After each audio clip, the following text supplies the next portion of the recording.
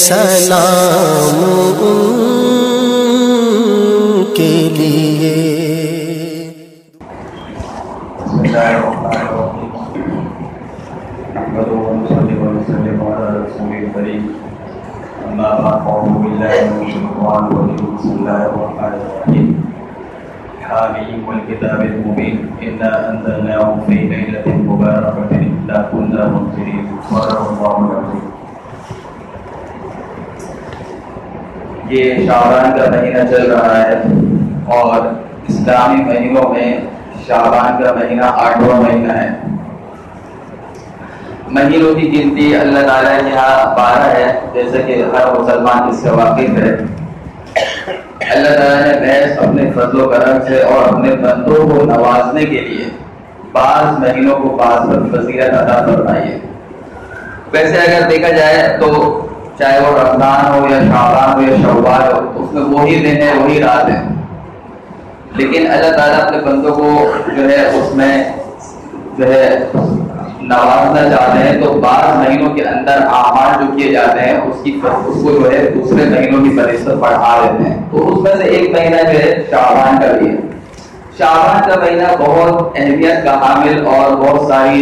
خیر و برکت کا باعث ہے، بلکہ علماء نے یہ بات لکھی کہ شعبان کا لفظ نکلا شعب سے، اور شعب شاخ کو کہتے ہیں۔ شعبان کو بھی شعبان اسی لیے کہتے ہیں کہ اس مہینے کے اندر خیر و برکت کی بہت سی شاخیں نکلتی ہیں۔ دوسری بات یہ ہے کہ یہ جو مہینہ بڑی خیر و برکت کا ہے، اس کی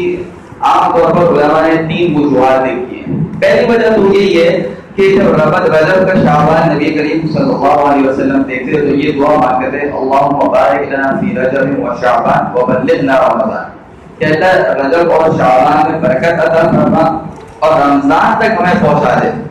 تو رجب اور شعبان میں برکت کی دعا جو نبی کریم صلی اللہ علیہ وسلم نے مانگی ہے، تو ظاہر سی بات ہے برکت کی دعا آپ نے مانگی ہے تو یہ مہینہ باعث خیر و برکت ہے، اس میں کیا شک ہو سکتا ہے؟ تو ایک تو یہ۔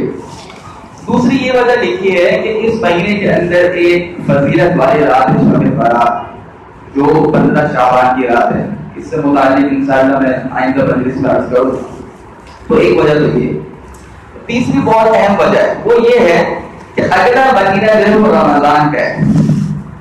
اور رمضان کا مہینہ چونکہ ہر مسلمان جانتے ہیں کہ تمام مہینوں کا سردار ہے اور بہت سی خیر و برکت کا باعث ہے، تو شعبان کے مہینہ جو ہے وہ ختم ہوتی چونکہ رمضان کا مہینہ آ رہا ہے، تو گویا کہ شعبان کا مہینہ جو ہے وہ رمضان کے استقبال کے لیے ہے، رمضان کی تیاری کے لیے ہے، اور رمضان کے اندر جو ہے جتنے اعمال کیے جاتے ہیں اس میں ایک قسم کی اس کی تیاری کے لیے یہ مہینہ عطا فرمایا گیا، تو اس کی فضیلت اس وجہ سے بہت بڑھ جاتی ہے۔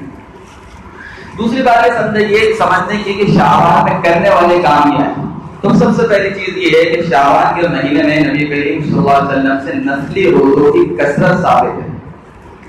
حضرت عائشہ رضی اللہ عنہ فرماتی ہے کہ نبی کریم صلی اللہ علیہ وسلم شعبان میں جتنے کثرت سے روزے رکھتے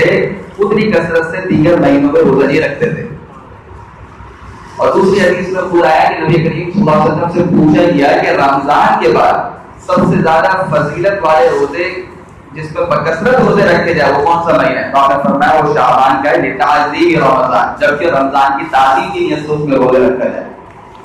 یعنی کہ رمضان کے بعد شعبان کا مہینہ اس بات کی اہمیت کا حامل ہے کہ اس میں بکثرت روزے رکھے جائیں، تو دیگر مہینوں کی بنسبت اس میں اجر زیادہ ہے۔ تیسری بات یہ ہے کہ اس مہینے کے اندر جو نبی کریم صلی اللہ علیہ وسلم نے بکثرت روزے رکھے اس کی علماء نے 2 وجہ لکھی ہیں۔ ایک تو یہ ہے کہ جیسے میں نے عرض کیا کہ رمضان جو آنے والا مہینہ ہے اس کے اندر پورے مہینے کے روزے فرض ہیں، تو گویا کہ اس کی تیاری کے لیے شعبان کا مہینہ دیا گیا۔ اب ظاہر سی بات ہے انسان کمزور ہے، اگر براہ راست رمضان کے روزے شروع کر دیتا ہے تو ایک جو ہے اس کے جسم کے اوپر ایک قسم کی مشقت آتی ہے، ایک قسم کا بوجھ ہونا محسوس ہونے لگتا ہے۔ تو آج اس سے پہلے شعبان کا روزہ دے دیا اور نبی کریم صلی اللہ علیہ وسلم نے اس میں نفلی روزے رکھ کے بتا دیا کہ کچھ نہ کچھ نفلی روزے شعبان میں رکھ دیا کرو، تاکہ جب رمضان کا مہینہ شروع ہو تو جسم جو ہے بھوک اور پیاس کو برداشت کرنے کا عادی ہو۔ رمضان کے مہینے میں ایسا نہ ہو کہ ایک دم سے روزے رکھ کے جو وہ طبیعت خراب ہونے لگ گئی، تو اس کی عادت بنانے کے لیے شعبان میں کچھ نہ کچھ نفلی روزے رکھ لو۔ دوسری وجہ علماء نے یہ لکھی کہ شعبان کے اندر روایات میں یاد ہے کہ بندے کے اعمال پیش ہوتے ہیں، تو ظاہر سی بات ہے اگر بندہ روزے کی حالت میں ہو تو یہ اس کے لیے بہت خیر و برکت کا باعث ہے کہ روزے کی حالت میں اس کے اعمال اللہ تعالیٰ کی بارگاہ میں پیش ہو. تو یہ دو وجہ. اگلی بات یہ سمجھنے کی ہے کہ نبی کریم صلی اللہ علیہ وسلم سے تو بکثرت شعبان کے مہینے میں روزے رکھنا ثابت ہے. یہاں تک کہ بعض روایات میں تو ایسا ہے کہ آپ نے پورے مہینے شعبان کے روزے رکھے اور رمضان کے روزے پہ شروع کر دیے. لیکن ایک حدیث میں آپ نے 15 شعبان کے بعد امتیوں کو روزہ رکھنے سے منع فرمایا. یہ بات سمجھنے کی ہے. 15 شعبان کے بعد فرمایا لوگوں کہ تم روزے مت رکھو. علماء نے یہ بات لکھی ہے کہ اصل میں اس کا مطلب یہ نہیں کہ اگر کوئی 15 شعبان کے بعد روزہ رکھے گا تو وہ حرام ہوگا, ناجائز ہوگا, گنہگار ہوگا, بلکہ یہ جو نبی کریم صلی اللہ علیہ وسلم نے منع فرمایا یہ امت پر شفقت کی وجہ سے تھا کہ بھائی کہیں ایسا نہ ہو کہ 15 شعبان کے بعد تم مسلسل روزے رکھے جاؤ اور تم بیمار ہو جاؤ اور پھر جو اصل رمضان کے روزے جو کہ فرض ہیں وہ تم سے رہ جائیں. اور علماء نے فرمایا اس میں تفصیل یہ ہوگی تو اگر کوئی شخص بیمار ہے یا بیمار ہو گیا لیکن اس کو غالب گمان ہو جائے کہ اگر میں مسلسل روزے رکھوں گا تو میری صحت خراب ہو جائے گی رمضان کے مہینے میں, تو اس کے لیے تو حکم یہ کہ 15 شعبان کے بعد روزے نہ رکھیں, اپنی صحت کا خیال رکھیں کیونکہ شعبان کے روزے فضیلت کے باعث لیکن نفلی روزے تو اس میں یہ کہ رمضان کے روزے رکھنے کے لیے اپنی صحت کو برقرار رکھیں. لیکن جو شخص اپنی صحت کا خیال رکھتے ہوئے 15 شعبان کے بعد بھی روزے رکھے اور اسے غالب گمان ہو کہ صحیح رہوں گا تو 15 شعبان کے بعد بھی روزے رکھ سکتا ہے. اسی طریقے سے جو شخص پیر اور جمعرات کے روزے رکھتا ہے اس کا معمول ہے سنت کی نیت سے, تو اگر وہ پیر جمعرات کے روزے 15 شعبان کے بعد بھی آیا تو اس میں بھی کوئی حرج نہیں. اور تیسری صورت یہ ہے کہ اگر کوئی شخص قضا رمضان کے روزے رکھ رہا ہو, اس کے اوپر پچھلے رمضان کے روزے قضا رکھ رہا ہو 15 شعبان کے بعد تو بالکل رکھنا چاہیے, اس پر بھی کوئی حرج نہیں. بس ممانعت اس شخص کے حق میں جس کے مطابق جس کو جو بیمار ہو یا غالب گمان ہو کہ اگر میں رکھوں گا تو بیمار ہو جاؤں گا, تو اس کو چاہیے کہ 15 شعبان کے بعد روزے نہ رکھے بلکہ اپنی صحت کا خیال رکھے تاکہ رمضان کے فرض روزے رکھنے میں اس کی صحت جو ہے حامل ہو.